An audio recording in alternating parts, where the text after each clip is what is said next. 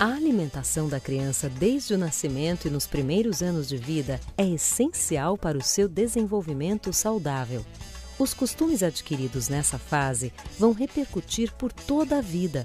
Afinal, é na infância que aprendemos tudo, incluindo gostar ou não de certos alimentos e o prazer de comer. Bom, há muitas razões para se cuidar da alimentação nesse período, né? A primeira delas, evidentemente, que a criança é muito vulnerável nos primeiros 2 anos de vida, ela pode sofrer muitas doenças, ela tem até risco de vida, né? E a alimentação vai protegê-la de todos os riscos que acontecem nesse período. Por isso, é tão importante garantir que a criança experimente variados sabores e adquira bons hábitos, consumindo alimentos saudáveis e evitando os alimentos industrializados. Além disso, a alimentação adequada nesse período vai proteger a criança de problemas de saúde que ela teria no futuro. A questão da obesidade, por exemplo, hoje cada vez mais a gente sabe que uma parte importante da origem de adolescentes, até adultos obesos, é uma alimentação inadequada nos primeiros anos de vida. A gente tem os dados recentes da POF de 2008 e 2009 que sinalizam que 1 em cada 3 escolares apresentam excesso de peso. Então é uma situação muito preocupante e a gente tem também evidências que sinalizam que os hábitos alimentares adquiridos nos 3 primeiros anos de vida, eles são determinantes tanto do consumo nas outras fases do curso da vida, como do próprio estado nutricional que essa criança vai apresentar. Promover uma alimentação de ótima qualidade é essencial para a segurança alimentar da população brasileira. E é com esse intuito que a Coordenação Geral de Alimentação e Nutrição do Ministério da Saúde elaborou e divulga, desde 2002, um conjunto de recomendações para uma alimentação saudável. São os 10 passos para uma alimentação saudável de crianças menores de 2 anos. Dicas simples e diretas que podem ajudar muitas famílias em relação à escolha, frequência, quantidade, preparo e higiene dos alimentos que servem em suas mesas.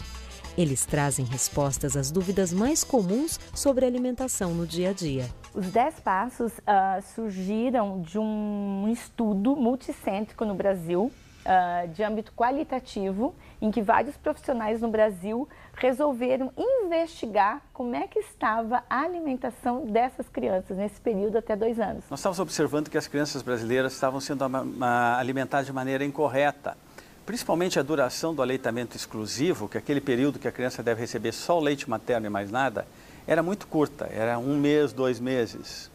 Quando o recomendado é 6 meses, sem mais nenhum alimento. A gente também tem outras evidências, como os dados da Pesquisa Nacional de Aleitamento Materno, onde a gente observa a introdução inadequada de alguns grupos de alimentos muito precocemente na dieta da criança. Então, aproximadamente 10% das crianças entre 9 e 12 meses já tomaram café, por exemplo. Aproximadamente 70% das crianças entre 9 e 12 meses já consumiram biscoitos e salgadinhos. E outra coisa que nós observamos é que a partir dos 6 meses, elas começavam a comer alimentos pouco nutritivos, muito diluídos, sopinha, suquinho, caldo de feijão, que na verdade não tinham os nutrientes que elas precisavam. E elas também não comiam esses alimentos com a frequência necessária para se alimentar bem. Então são dados que sinalizam a emergência de uma intervenção para a promoção da alimentação complementar saudável, que vai ter um efeito tanto na perspectiva da prevenção das carências nutricionais, a anemia ferropriva, por exemplo, é um grande problema nutricional no Brasil, mas também na prevenção do sobrepeso e da obesidade nos anos futuros da criança. O primeiro passo é alimentar o bebê somente com leite materno, desde o nascimento até os 6 meses. Nos primeiros 6 meses é importante que a criança receba só o leite da própria mãe, né? Primeiro porque já se provou que ele contém tudo que a criança precisa do ponto de vista nutricional, então não tem necessidade de acrescentar mais nada, né? Ele sozinho é capaz de responder a toda a necessidade da criança. A importância do primeiro passo é justamente que o profissional de saúde faça um contraponto ao senso comum. né, para que ele tenha o conhecimento da necessidade do aleitamento materno exclusivo até o 6º mês de idade, tanto do ponto de vista de aporte de nutrientes para a criança, mas também para que se evite a introdução inadequada de alimentos, numa fase muito nova da idade da criança, e que ele se aproprie desse conhecimento e estimule e acolha a mãe para a execução dessa prática exclusiva do aleitamento materno até o 6º mês. Normalmente, as mães elas saem um pouco da rotina que o médico implementa para elas, principalmente na hora de trabalhar e deixar o filho com alguém ou numa escola. Elas começam a ter problemas, e principalmente por conta de medo de deixar em outro lugar, não vai estar junto com elas, como é que essa criança vai se alimentar? Então, muitas vezes, elas começam uma alimentação, além do aleitamento materno, que tem que ser exclusivo até o 6º mês, elas começam com essa complementação alimentar por conta, com medo de que a criança não vá ser alimentada ou não vá aceitar a alimentação. A introdução de alimentos de forma inadequada nos primeiros 6 meses de vida, quando a criança está em aleitamento materno exclusivo, como, por exemplo, fruta e suco, vai fazer com que a biodisponibilidade, a utilização dos nutrientes do leite materno seja prejudicada. Um exemplo, né, a introdução de uma papinha de fruta, de pera, de maçã, o que for, para um bebê de 4 meses de idade que está em aleitamento materno exclusivo, vai fazer com que a absorção do ferro diminua 3 vezes. E essa criança dos 4 aos 6, sem outros alimentos, com papinha de fruta e leite materno, vai praticamente perdendo as suas reservas de ferro e até acabar desenvolvendo anemia lá no primeiro ano de vida, em função de uma prática que é uma prática simples, mas inadequada. O segundo passo é introduzir outros alimentos na dieta do bebê a partir dos 6 meses. Isso deve acontecer de forma lenta e gradual, e a amamentação deve ser mantida até os 2 anos de idade ou por mais tempo. A partir do 6º mês de idade, o leite materno ele já não é suficiente para cobrir o conjunto das necessidades nutricionais da criança. O ferro do leite materno é muito biodisponível, mas é necessário começar a introduzir outras fontes alimentares que contenham ferro e outros micronutrientes, vitamina C, vitamina A. No começo, a criança pode rejeitar os novos alimentos, porque para ela tudo é uma novidade. A colher, os sabores, as cores e consistências dos alimentos. As crianças precisam de tempo para se adaptar. Esse momento da alimentação complementar, a mãe deve ficar muito tranquila. Se a criança não consumiu a papa, ela pode oferecer o leite materno, mas ela, num próximo momento, ela oferece de novo a papa, até o mesmo alimento, porque a criança vai demorar um pouquinho. E a gente não pode comparar as crianças, né? É sempre importante lembrar que elas são diferentes. O terceiro passo é, ainda aos 6 meses, dar alimentos complementares à criança 3 vezes ao dia, se ela estiver sendo amamentada. Então a alimentação dela vai vir do leite materno, mas que não vai ser totalmente suficiente, complementado, né, daí a alimentação complementar, complementado com alimentos de consumo da família, mas preparados de uma forma a respeitar a capacidade gástrica de mastigação da criança, etc. Então esses alimentos têm que estar numa consistência um pouco diferente em relação aos dos adultos, mas basicamente se a família tem uma alimentação saudável, significa o quê? Que ela tem uma alimentação com carne, com hortaliças, com arroz, com feijão, e esses mesmos alimentos são alimentos também adequados para essa faixa etária. A dieta da criança de 6 meses é composta por 2 papas de fruta e 1 papa salgada. Ao completar 7 meses, mais 1 papa salgada é acrescentada às refeições. A primeira, é importante ele saber que ele precisa incluir nessa papa salgada os diferentes grupos de alimentos. Então, ele tem que ter um alimento que seja fonte de cereal, raízes e tubérculos, né? Então, ou a batata, ou arroz, ou a mandioca. Que ele tenha um alimento que seja fonte de proteína, então algum tipo de carne, pode ser o peixe no norte, pode ser a carne bovina, pode ser o frango, dependendo da região e das possibilidades da família. Os miúdos, que a gente também recomenda que que eles podem fazer parte da alimentação da criança, como o grupo das proteínas, o ovo. Então, alimentos ricos em proteína e o feijão, ele faz parte da nossa população desse alimento rico em proteína. Então, ele compõe esse grupo. E o grupo das vitaminas e minerais, que seria o grupo dos legumes e verduras e hortaliças. Então, uma papa equilibrada, ela deve ter um alimento de cada grupo. Então, o ideal quando você for fazer, eu acho que é sempre pensar no que você comeria. Então, você vai comer uma mandioquinha, você vai comer com um pouco de arroz e um pouco de couve. Você vai fazer um prato balanceado. E pro seu bebê é a mesma coisa. Ah, mas aí, por exemplo, eu vou temperar com um pouquinho de azeite e um pouquinho de sal. No comecinho, sim. Você põe um azeite, só pode pôr bastante, punha bastante erva.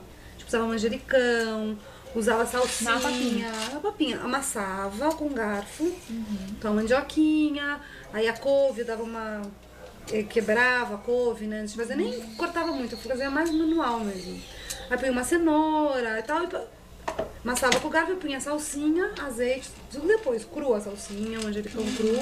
O quarto passo é oferecer a alimentação do bebê de acordo com os horários da refeição da família e respeitando sempre o seu apetite. O horário de oferecimento dos alimentos e da alimentação complementar para a criança, ela não pode ser rígido, não pode ter horário fixo, né?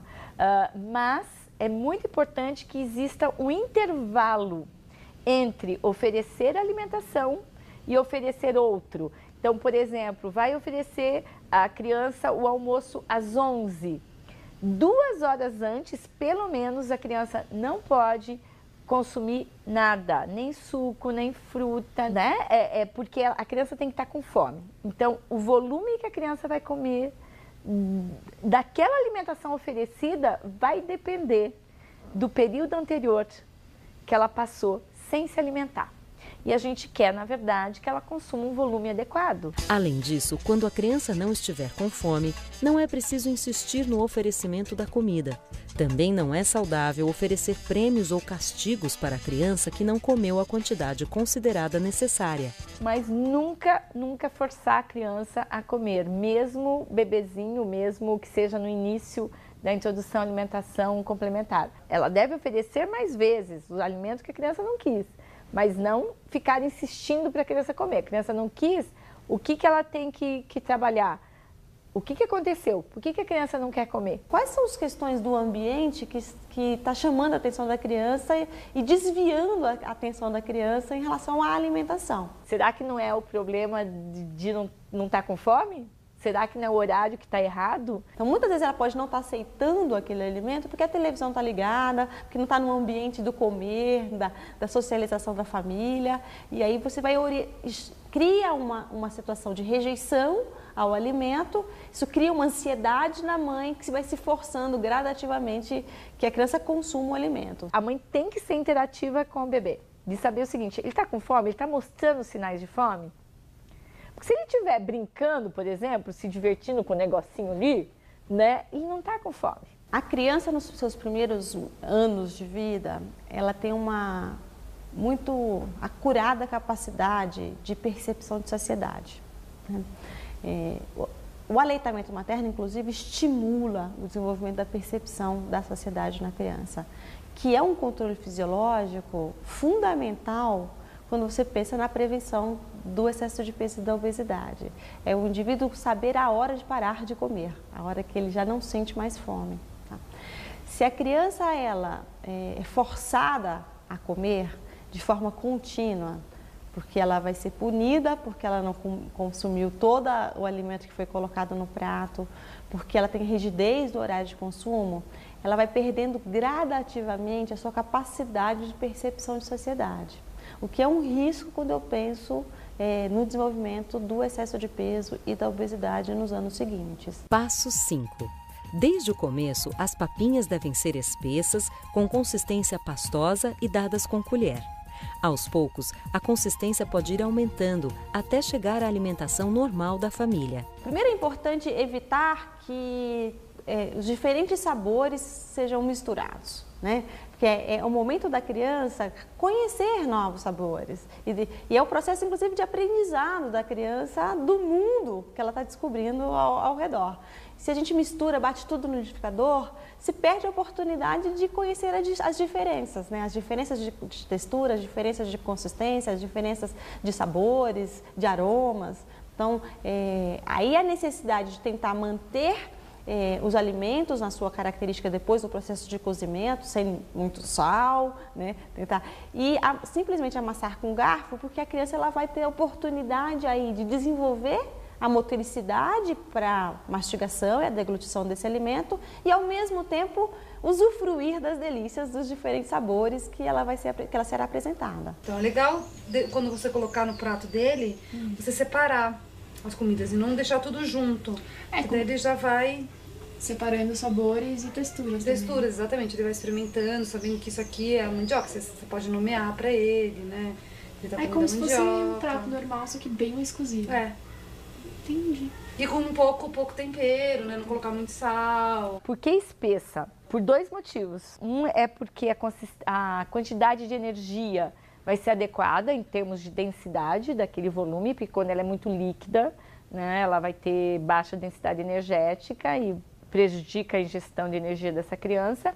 E o outro motivo é permitir que a criança faça, né, movimentos com a língua e possa fazer lateralização da língua e ela possa triturar esse alimento.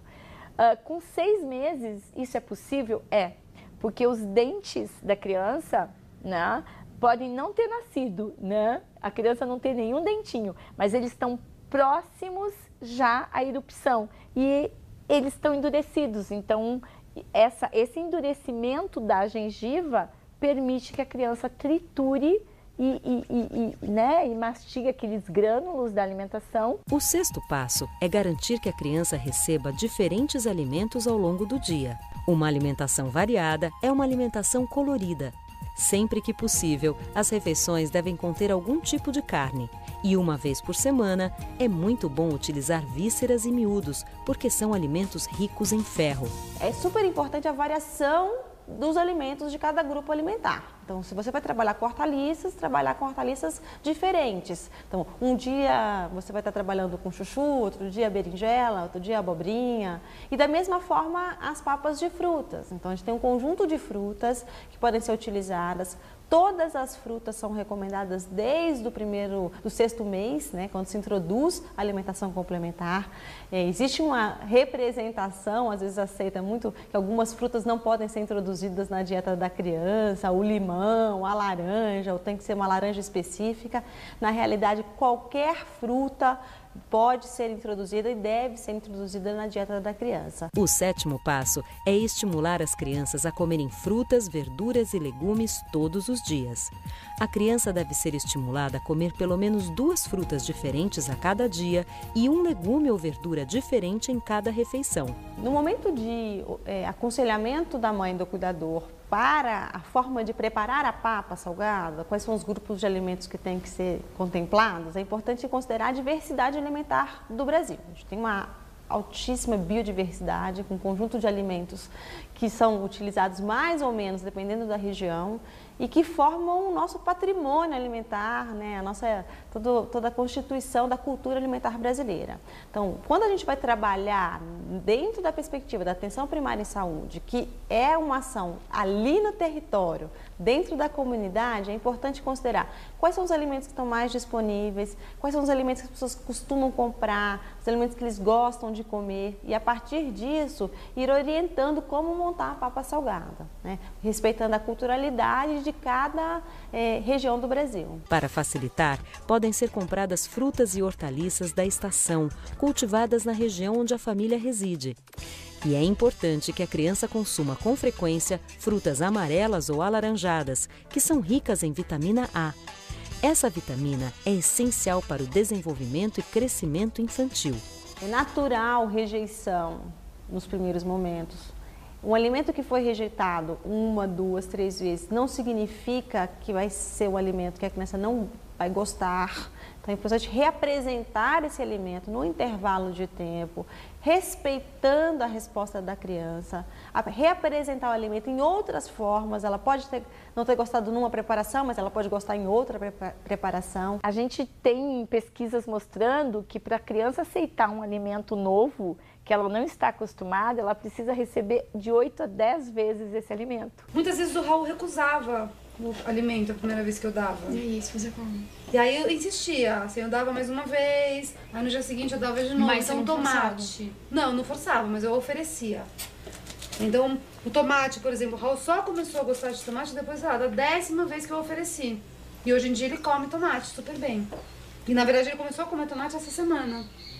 Eu achei que ele não ia gostar de tomate, mas eu, né, dei assim uma insistida no jeito de oferecer mesmo, né? Nunca forcei o Raul a comer nada. A criança também aprende muito por observação. A criança ver a família consumindo determinado alimento, ela não se sentindo um ser à parte do que a rotina alimentar da família. Então, por que ela tem que consumir aquele alimento se ninguém na casa consome? Então, é importante ela observar que isso é uma prática da família, né?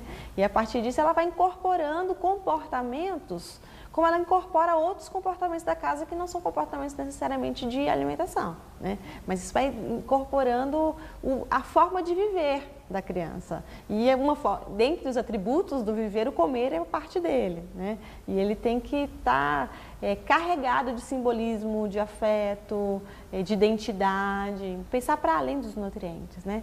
Pensar do que significa o comer para a saúde e para o desenvolvimento dessa criança. Se de um lado é preciso estimular o consumo de frutas, legumes e verduras na infância, de outro, no 8º passo, fica o alerta para que seja evitado o consumo de certos alimentos nos primeiros anos de vida da criança. É o caso do açúcar, do café, do refrigerante, balas, salgadinhos e outras guloseimas. Por fim, o sal precisa ser usado com moderação. Esse período de 0 a 2 anos, né, ou até 2 anos que a gente fala, ele é muito importante para a formação do hábito alimentar, e especialmente de preferências alimentares. Se o indivíduo teve um contato muito precoce com sabores muito açucarados, o doce, né, o açúcar, a gordura, ele vai desenvolver uma preferência a alimentos desse tipo. E a alimentação industrializada, ela é particularmente complicada do ponto de vista das doenças crônicas, né? A relação maior que tem, a criança não vai necessariamente ficar com uma deficiência nutricional grave com alimentos industrializados, mas tem grande risco de adquirir obesidade, diabetes, doenças do coração em idades futuras. Por outro lado, se ele teve contato com uma diversidade de frutas, legumes, hortaliças e com toda a riqueza que isso significa em termos de consistência, de aromas, ele vai levar isso como um repertório alimentar para outras fases do ciclo da vida. O marketing de alimentos industrializados, em geral, é muito agressivo, e particularmente em relação à criança, porque é onde você cria o consumidor. Então, essa publicidade intensa desses alimentos industrializados, ela tem feito com que a população progressivamente abandone ou substitua os alimentos tradicionais, arroz, feijão, carne, verduras, por alimentos industrializados. É importante que não se ofereça para a criança, né, pequena, porque ela não sabe que aquilo é muito gostoso, ela não tem ideia, e quando ela olha as famílias ou as pessoas adultas tomando um refrigerante ou comendo alguma coisa e ela olha, não quer dizer que ela está com vontade, ela só está olhando, porque as crianças olham tudo que se movimenta, né? Então é um entendimento do limite que na verdade não é para sempre, né? Porque se ela entender assim, eu nunca vou poder dar, isso não é realidade. As mães hoje em dia também, muitas trabalham fora, então às vezes acreditam que esses produtos podem tornar a vida mais fácil, mais prática, né? E muitas vezes os fabricantes vendem esses produtos realmente dessa forma, né? Como algo que vai melhorar a sua vida. O 9º passo é cuidar da higiene no preparo e manuseio dos alimentos. Também é preciso garantir que os alimentos sejam armazenados e conservados corretamente. Eles devem ficar cobertos ou acondicionados em vasilhames. O processo de higienização de alimentos, ele é fundamental para a preparação da papa dessa criança. Então, avaliar a qualidade da água, higienizar os alimentos de forma adequada, garantir o tempo de cocção apropriado de alguns alimentos. Alimentos que têm um risco maior de contaminação, como o mel, por exemplo, eles não devem ser introduzidos antes do primeiro ano de vida da criança. Se o mel estiver contaminado, a capacidade da criança de enfrentamento com o alimento contaminado é menor do que de uma criança maior que tem uma imunidade melhor desenvolvida. Então, são cuidados higiênicos, tanto de práticas, boas práticas de higienização de utensílios, de alimentos, e também de evitar a introdução de alimentos de maior risco de contaminação. Recomenda-se preparar apenas a quantidade que a criança costuma comer, evitando sobras, já que elas não devem ser oferecidas para a criança em outro momento. Se a família não tiver um refrigerador em boas condições, o melhor é preparar os alimentos bem perto do horário da refeição. O alimento que tiver no pratinho, ela não pode guardar, mas que se ela, a papa que sobrar, né, da panela que ela fez, ela quiser guardar na geladeira para dar mais tarde, isso é possível, desde que seja, né, uma geladeira que tenha uma refrigeração adequada. No 10º passo, algumas recomendações sobre a alimentação da criança doente ou convalescente. É muito importante que ela seja estimulada a comer, com a oferta das refeições habituais e dos alimentos prediletos, sempre respeitando a sua aceitação. A rejeição aos alimentos numa fase onde o bebê está doente, ela pode ser muito frequente. Então, a mãe ela deve ser orientada a respeitar o apetite da criança, mas, por outro lado, ofertar os alimentos, que são os alimentos que a criança tem a melhor aceitação, em menores porções, várias vezes ao dia, para que você consiga, ao final de um dia alimentar, a criança ter recebido o maior aporte de nutrientes possíveis. A orientação é que a mãe ofereça, não se preocupe tanto em variar os alimentos, né, mas oferecer aquilo que a criança aceita mais. Né? Geralmente, se ela aceita mais o purê de batata, né, alimentos mais cremosos, né, mais abrandados, então ela deve oferecer esses alimentos para a criança, mas mantendo a refeição. É importante que o aleitamento materno ele seja ofertado para a criança doente em livre demanda, porque a aceitação é maior do leite materno, até pela questão do vínculo, né, do afeto, do contato pele, mãe e filho. Também é possível estimular a alimentação das crianças que têm dificuldades para comer, com paciência, bom humor e alguns gestos simples. A criança com pouco apetite deve comer logo que tiver fome. A demora pode fazer com que ela perca a vontade de se alimentar. A comida deve ser servida em um prato só para ela. Assim, dá para saber direitinho quanto ela comeu. Os pais devem estar presentes nos horários das refeições para ajudar nas dificuldades. E não é bom forçar a criança a comer, nem apressá-la, porque isso aumenta o estresse e diminui o apetite. Resumindo, as refeições devem ser momentos felizes e tranquilos. Aceitar o fato de que a criança brinca enquanto come ou intercala o comer e o brincar. Com bom humor, tudo se torna mais fácil e divertido. A presença de uma criança numa família é transformadora, né? E o ato de criar um filho é a oportunidade da gente repensar as nossas próprias práticas. Então, no momento onde você pensa a alimentação do seu filho, você acolhe uma criança no seio da sua família, você também tem a oportunidade de repensar as suas práticas alimentares, né? Então, não é um ser à parte do núcleo familiar, ele é um ser que vem compor esse núcleo familiar. E o bem que você deseja para a criança, em termos de padrão alimentar, também tem que ser algo desejável para o conjunto da família como um todo. Tanto a promoção do aleitamento materno exclusivo nos primeiros 6 meses de idade, quanto a promoção da amamentação complementada até os 2 anos, ela não só é importante para a criança, né, como ser humano, que tem direito a ter essa alimentação adequada, mas ela tem muitas consequências para o país, para a economia do país, para a sociedade em geral. Porque você vai ter menos doenças, vai ter menos custo com essa tratamento das doenças, e você vai ter crianças e adultos mais saudáveis e mais produtivos, né? Então, o investimento nos 2 primeiros anos de vida, tanto da promoção do aleitamento materno exclusivo quanto a alimentação complementada, ele tem um retorno, vamos dizer assim, para a sociedade extremamente importante, né? Por isso que ele tem que ser uma política pública e não alguma coisa que dependa da vontade simples das pessoas, ou enfim, da preferência de cada um, não se trata disso, né? Essas pesquisas recentes, que acompanham crianças desde o nascimento até a idade adulta, estão nos demonstrando uma outra vantagem da alimentação que até agora não era muito clara. É o fato de que uma criança bem alimentada, que não tem retardo de crescimento dentro do útero da mãe, que ela nasce com peso bom e que ela se alimenta bem até os 2 anos de idade, essa criança, quando for adulta, vai ser mais inteligente, porque o cérebro se forma especialmente nessa faixa de idade. Essa criança vai ser mais alta, vai ter mais capacidade física para o trabalho, até se for um trabalhador braçal, vai ser mais forte. Essa criança vai ganhar mais, vai ter um salário maior como adulto. As pesquisas mostram isso sem dúvida, porque ela tem o que a gente chama de capital humano.